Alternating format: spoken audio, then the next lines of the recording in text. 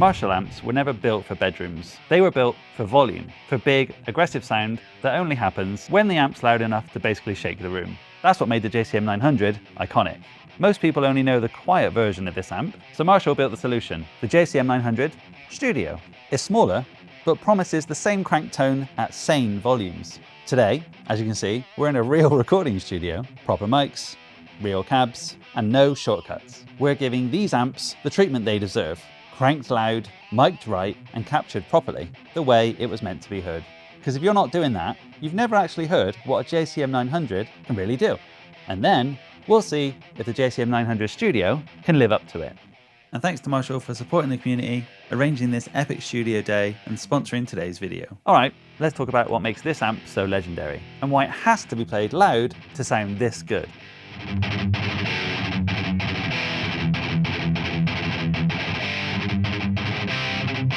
This is the Marshall JCM900, 100 watts of all-tube power. It's running 4 6L6s in the power amp and 3 12AX7s in the preamp. It's a dual channel head, clean and lead, with a shared EQ and 2 master volumes, one for each channel, and it was built for the stage, not your spare bedroom. The transformers in this thing are massive.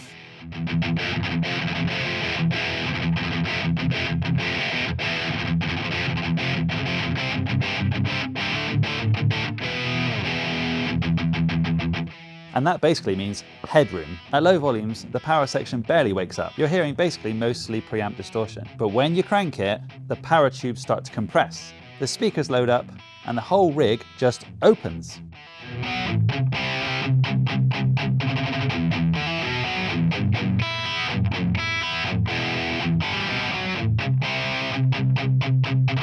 This is the point where the JCM900 earns its reputation.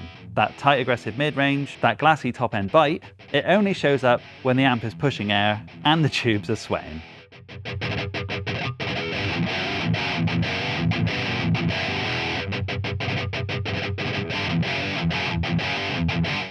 Well, that sounded great. I've never actually played a JCM900 before, and I think I preferred playing with the passive Seymour Duncans into it rather than the Fisherman's as well.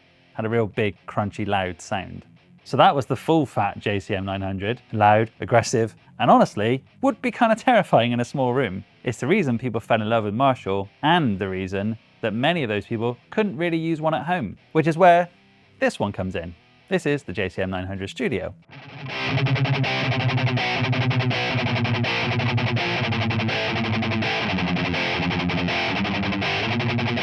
And that's the big question. Does the Studio 900 really capture the magic of the original when it's working hard? Or does it just sound like a smaller amp trying to imitate a big one? So to keep this test fair, we're using the same cab, same microphones.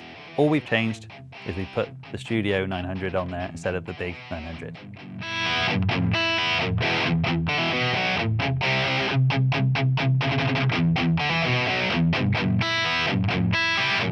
It's 20 watts. Same circuit design philosophy, but tuned in a way that you can hit that sweet spot without needing to blow the doors off.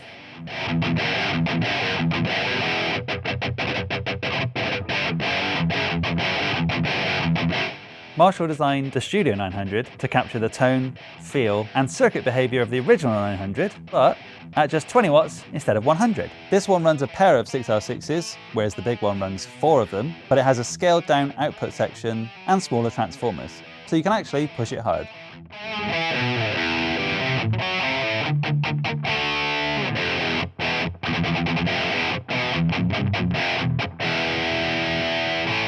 Same dual channel layout, same gain structure, same EQ, even has the same reverb. But this time, you can get that sweet power amp saturation at a realistic volume.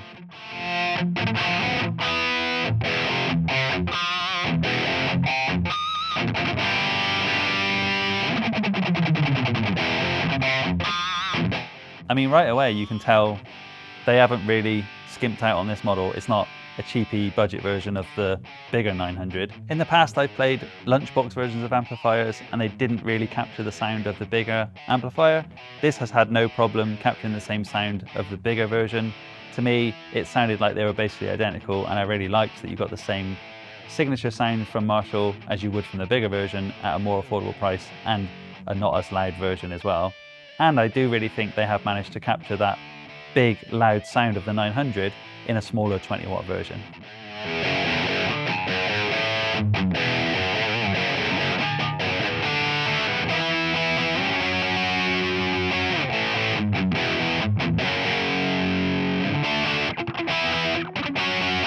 One thing I noticed with the Studio versus the big one is this one saturates more and quicker, so I didn't find that I needed a boost as much as I did with the bigger version. It still feels like a Marshall. It basically feels like the JCM900, just smaller, lighter, more affordable. The bigger one is louder, fills the space more, but I actually preferred playing through the 20-watt model instead.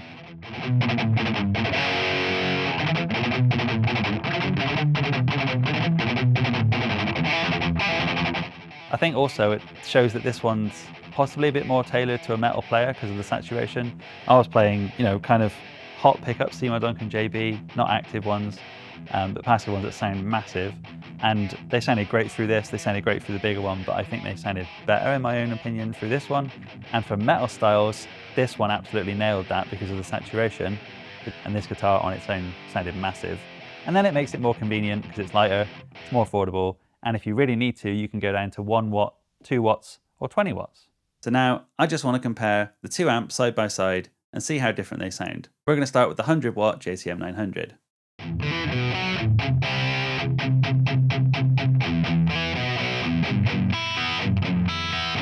The first thing I noticed with this amp is it has a bigger bass response. It has that iconic, traditional Marshall crunch, and it sounds best when it's turned up to loud volumes.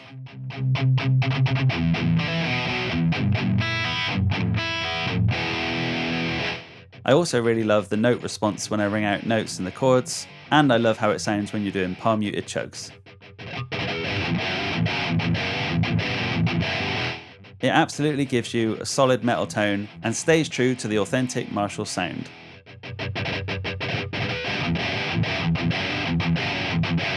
Now let's move on to the JCM900 Studio and see how well it stands up to its bigger brother.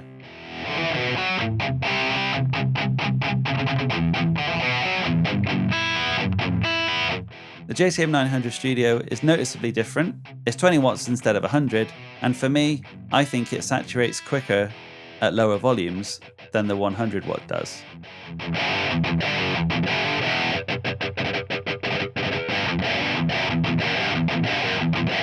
It still has the iconic, authentic Marshall sound.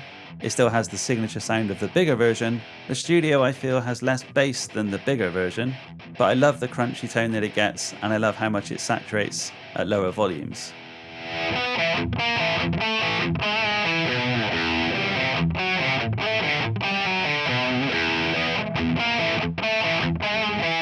In my opinion, I prefer the Studio. It's more affordable, it's cheaper, it's lighter, and it gets you that signature sound without having to blow the doors off. And how about you guys? Let me know which ones you preferred in the comments.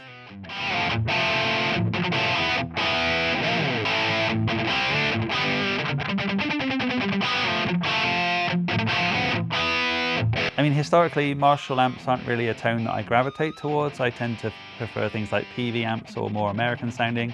But absolutely pleasantly surprised with both of these amps. I got the sound I wanted quite quickly. I didn't need to get a whole pedal board out and add loads of boosts and EQs and all those kind of things. It actually sounded fine without the boost, and it easily got me to the tone I wanted without a lot of fiddling. I didn't really need to play around with the EQ that much. And the reverb on it sounded really good as well. And one thing that really surprised me was the clean channel breaks up quite nicely. You get quite a lot of kind of vintage Marshall sound through the clean. And one thing I don't usually do, dial back the volume knob on this. I still got quite a nice clean tone out of it even when I was on channel 2. From the research I've been doing, watching videos, looking at articles, a lot of metal players tend to favor the 800, but then you look a bit deeper and you realize they favor the 800 with a boost pedal in front of it or another pedal in the effects loop. That's where the JCM900 came in. I would say this amp and the bigger version sound like that tone without needing a boost pedal. It already has that built in. It sounds huge, sounds great at lower volumes, but it absolutely opens up when you turn it right up. It gives you that saturation you need for metal. And I think for me, a lot of people should think twice before they just blindly jump straight to a JCM800 and give the 900 a go as well. I've had an absolute blast today playing through these two amps. It's been great to get out of the house, quite honestly. Come to an awesome studio as well. I really appreciate Marshall setting this up. I really love getting to play through both of these. And if you want to know more about both these amps, click the links in the description below.